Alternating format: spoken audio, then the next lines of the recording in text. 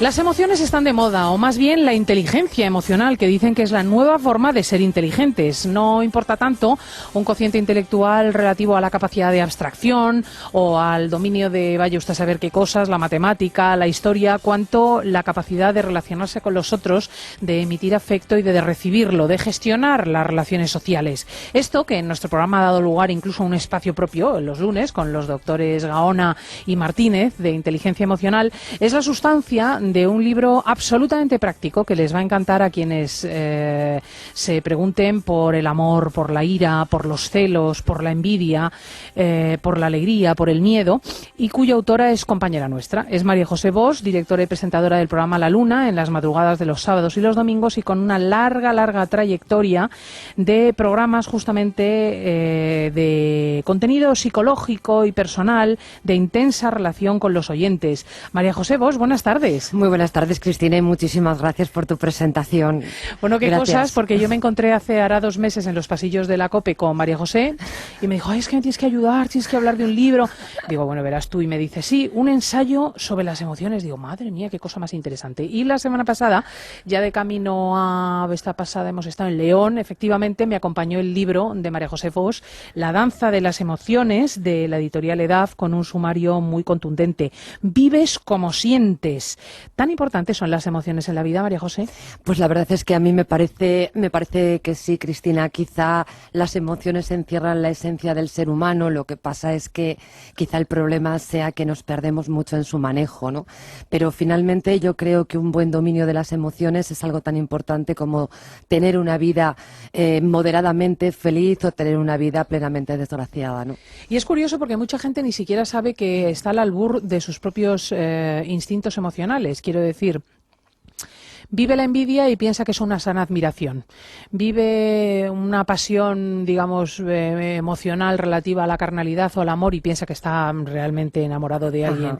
Vive la ira y piensa que es que tiene mucho temperamento. O sea, hay como una incapacidad para situar las cosas donde están, ¿no? Comentarios más lúcidos, desde luego, sí, efectivamente. Este es el problema, el no reconocimiento. Pues yo creo que como casi todo en la vida, Cristina, la no consciencia de las cosas, ¿no? El no pararnos a pensar, el vivir las cosas un poco de manera muy superficial y en ocasiones tremendamente frívola, ¿no? Y no ser consciente de lo que nos ocurre, echar balones fuera o hacer responsables a los demás de lo que nos sucede, pues hombre, es una forma cómoda de vivir, pues qué duda cabe. Pero hombre, también te pierdes algo muy importante, ¿no? Que es la conciencia. Tú cuentas que tu equipo, entre otras cosas, en su estrecha relación con los oyentes y con sus emociones, en distintos formatos, en distintos programas, salvó en una ocasión la vida de una persona, y eso te llevó a preguntarte, entre otras cosas, por el ímpetu de las emociones y de las emociones mal gestionadas. Cuéntanos esta historia. La verdad es que me impresionó vivamente. Te estoy hablando del año 1998, efectivamente.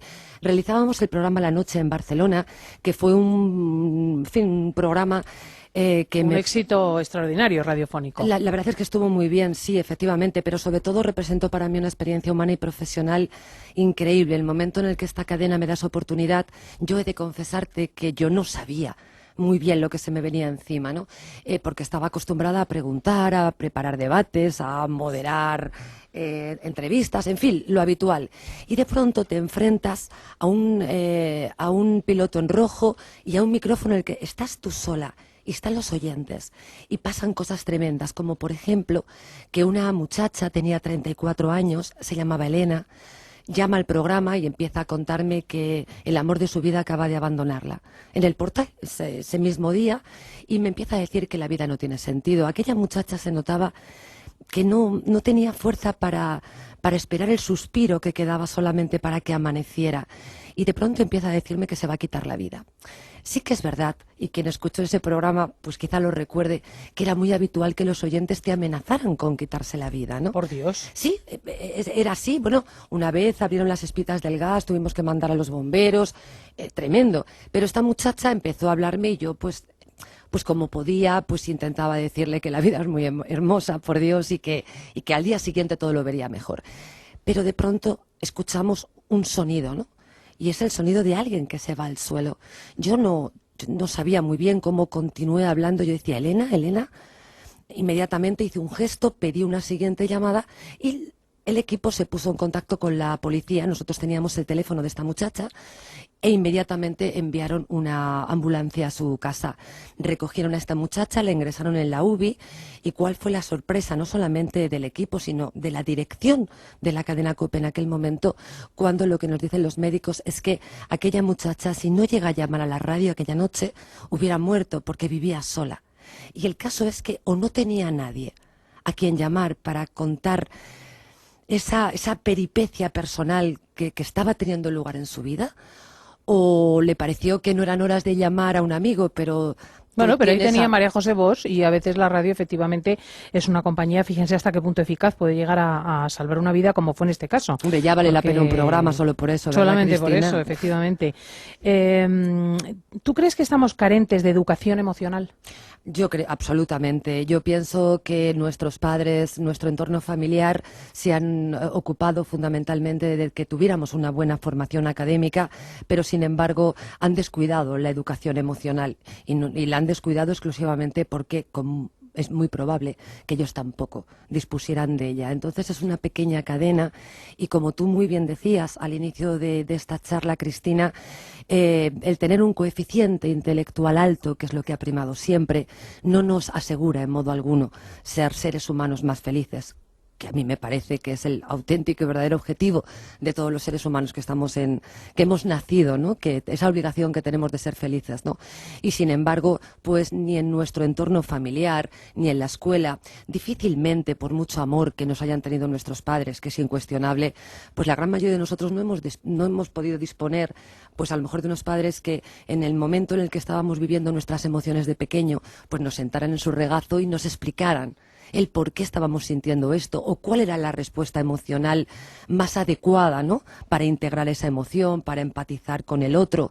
Y esto pues nos hubiera hecho mucha falta a todos. Por eso quizá, ya que nosotros no lo tuvimos, no está mal estimular a los papás de ahora, ¿no?, a que se ocupen de esa parte fundamental, porque sus hijos van a ser mucho más felices, ¿no? Yo adivino en este libro, La danza de las emociones, de la editorial EDAV, de María José Bosch, un intenso trabajo personal, porque a mí me ha sorprendido mucho que una periodista entre en un ámbito como tan especializado ya como el de la inteligencia emocional, que roza con la antropología, con la psicología, etcétera, y que haya leído tanto. En definitiva, se trata de un trabajo periodístico muy minucioso sobre las distintas emociones. Entiendo que esta ha sido una pregunta que te ha ocupado contigo misma. Sí, claro, sin ninguna duda. Yo creo que todo el interés que yo tengo por el ámbito de la psicología, por supuesto, está muy relacionado con mi trabajo en la radio y fundamentalmente, por supuesto, con esta cadena. Pero hay un germen, hay una simiente, hay un algo, hay un muelle, ¿no? Y yo creo que tiene, por supuesto, que ver con preguntas que te haces a título personal, a las que intentas dar respuesta, que no las hayas, y evidentemente lo que hay que hacer cuando esto sucede